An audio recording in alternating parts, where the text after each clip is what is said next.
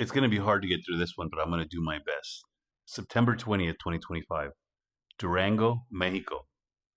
Ask yourself this question. Is 14 years old too young to have plastic surgery? What kind of plastic surgery? Lipo 360. What is it called when they do a butt for you?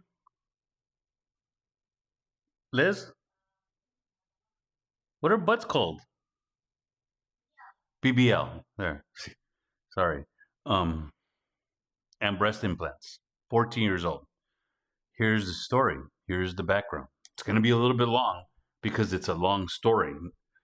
And I want to try to get all the details out. This is a true story. It's just breaking now. It's in Mexico. It's all over Spanish media. So if you're in America or you don't speak Spanish, you haven't seen this yet. 14-year-old girl. Mom and dad are divorced. Mom calls dad to tell him that she's taking the daughter on vacation. They're going to be gone for 4 days. They're not going to have good cell service. Not to worry. If they don't respond, they're going to be okay. They're on vacation. Dad doesn't think anything bad is happening. Mom is addicted to plastic surgery. She's had everything done. She's divorced, but she's now dating the plastic surgeon who did work on her. Okay?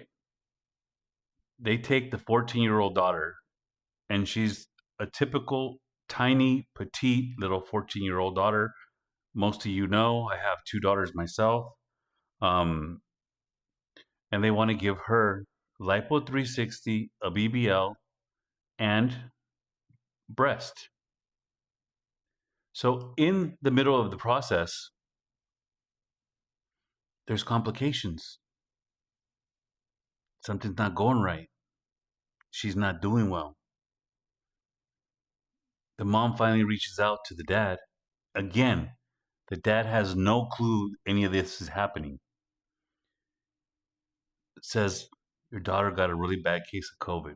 This is happening this month, 2025, and this is what the mother is telling the father. She's not doing real well. They're going to incubate her. Breathing tubes. Dad drops everything, rushes over to be by the side of his daughter. They're working on the daughter at the hospital. They get to a point where she's responsive, squeezes the dad's hand, looks over at the dad. They think maybe she's going to be okay. Then they had taken the breathing tube out when all this was happening, and then it got bad. And then they lost her. When he was with his daughter, he noticed she had a surgical bra on.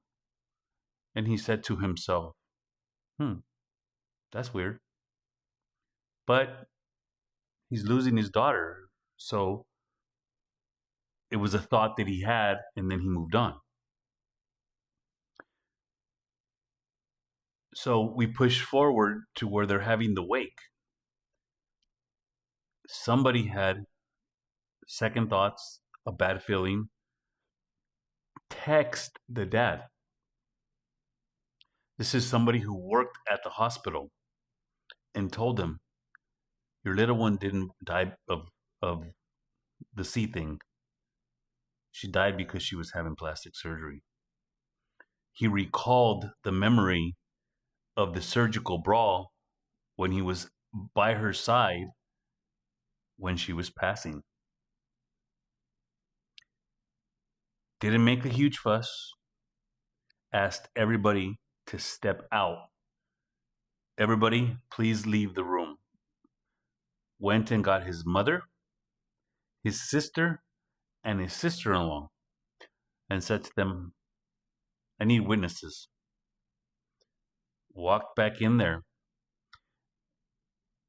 took the top off the baby girl, and there was implants, there were scars, confirmation.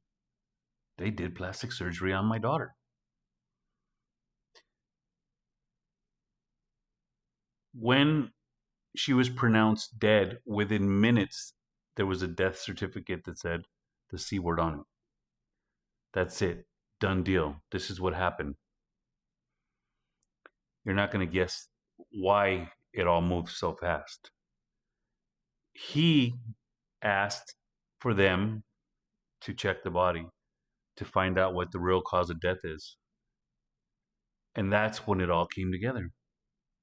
The plastic surgeon who was dating the mom, his father is like a Supreme Court justice in Mexico.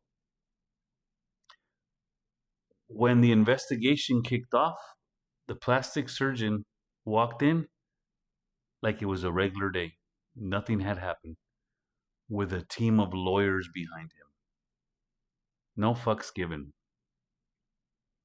And then that's when they found out why. Because he knew he was protected. This is Durango, Mexico. The dad is one of the top judges in the area. Nothing was ever going to happen to his son. It didn't matter. And now the dad just wants justice for his little girl. And my wife, we watched this story together and we talked about it. We discussed it. And the one thing, the conclusion is, why would a mother want to give plastic surgery to her daughter at 14? What would have it accomplished? She was less than 100 pounds. How do you do lipo on somebody who was just 14 years old and tiny and there's no body fat? How do you do any of that, period? But how did she have no remorse? How did she not lose it and tell the baby's dad the truth? Questions we're probably never going to get answers for. Biggest takeaway, biggest lesson here.